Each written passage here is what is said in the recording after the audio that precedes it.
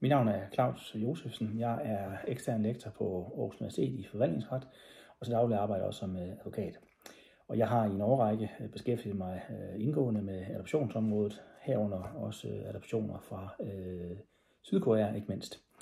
Og jeg har selvfølgelig også fulgt det meget spændende arbejde, som der foregår i den sydkoreanske Sandheds- og Forsoningskommission, og her er også den seneste delrapport, der er udgivet omkring undersøgelsen af 367 sager.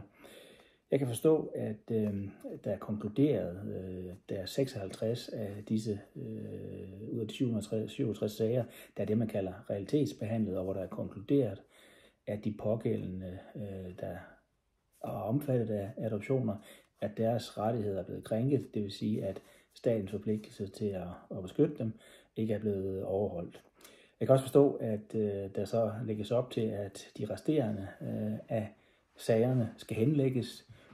Det finder jeg meget uheldigt. Jeg mener, at samtlige sager skal eller bør realitetsbehandles, og at det bør konkluderes i samtlige sager.